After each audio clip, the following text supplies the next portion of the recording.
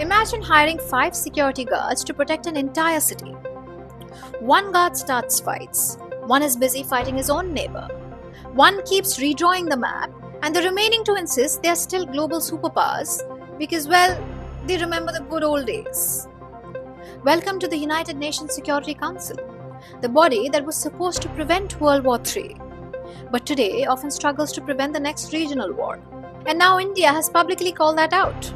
India's permanent representative to the United Nations, Parvathaneni Harish, delivered a blunt message during a ministerial roundtable on the future of multilateralism. For India, making multilateralism fit for the future begins with ensuring that global institutions reflect contemporary realities. This underscores the urgent need for comprehensive reform of the Security Council. He said that public confidence in the UNSC is declining because the Security Council has repeatedly failed to meaningfully intervene in major global conflicts. According to Harish, the Council has been ineffective in ending human suffering, and this raises serious questions about whether it is still capable of fulfilling its primary responsibility, that is, maintaining international peace and security. Harish also pointed out that the UN's institutional structure is nearly 80 years old, and it no longer reflects today's geopolitical realities. He criticized negotiations on Security Council reform, saying that they have become an endless cycle of prepared statements with little actual progress. Public perception about the UN has changed adversely in the recent past, primarily due to the Security Council's inability to meaningfully intervene in raging conflicts across different parts of the globe. The Security Council has been ineffective in putting an end to human suffering among the affected populations. The foundational principle for the establishment of the United Nations, maintenance of international peace and security, has therefore been called to question. The underlying reason for inadequacies of the Security Council is evident. An 80-year-old architecture designed for the 1940s is ill-equipped to address contemporary challenges. In simple words, everybody agrees reform is needed. Everybody gives speeches. And then everybody goes home. Nothing changes. And honestly, the numbers don't exactly help make the SC's case. Let's have a look at some of the biggest conflicts of the last few decades.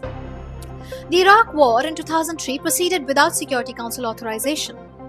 The Syrian civil war has dragged on for well over a decade, while repeated vetoes blocked meaningful action. Russia's invasion of Ukraine continues with little prospect of Security Council intervention because one of the parties to the conflict holds veto power.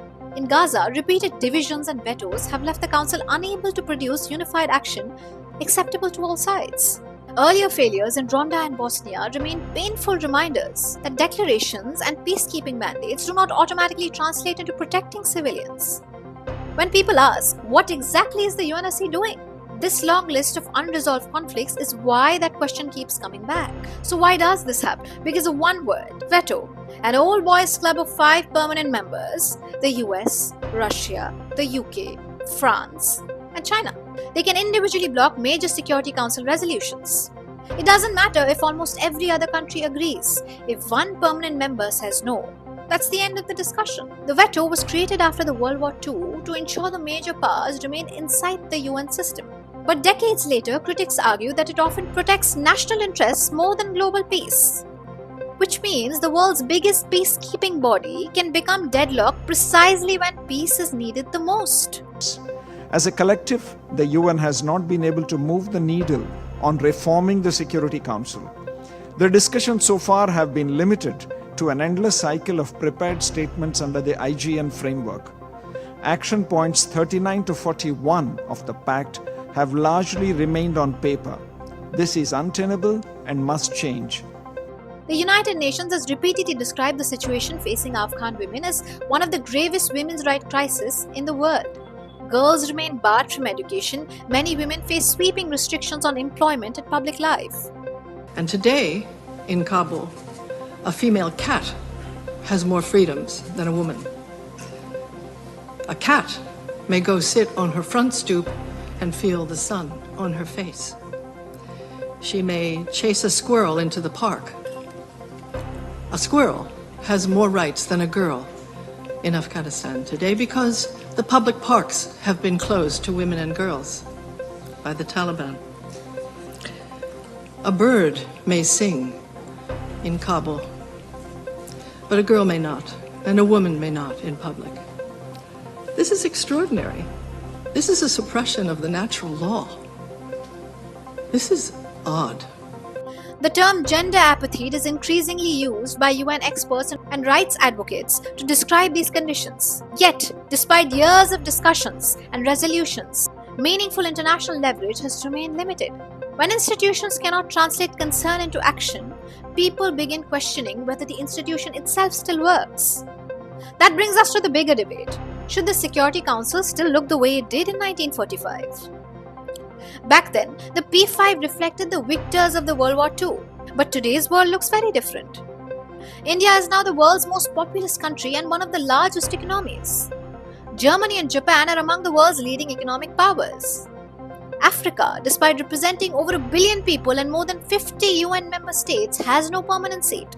Latin America also has no permanent representation. Many countries argue that the SC designed for 1945 cannot effectively govern the realities of 2026. The current P5 members don't exactly strengthen the argument that the system is working perfectly. The United States launched military interventions in Iran that it began with much vigor, but is unable to conclude. Russia is itself engaged in a prolonged war in Ukraine while holding veto power over Security Council action. China, our favorite cartographer, faces criticism over expansive territorial claims and regional disputes, including with India and areas along the line of actual control. The United Kingdom and France continue to occupy 2 permanent EU seats, leading many reform advocates to argue that the Council overrepresents EU, while entire regions remain excluded. Now, none of this means these countries lack global influence, but it does raise a simple question. If the goal is effective global governance, should the permanent membership reflect the world of 1945 or the world we actually live in today? India says the answer is reform. Harish also called for a stronger General Assembly and a greater role for Economic and Social Council and international financial institutions that better represent developing nations.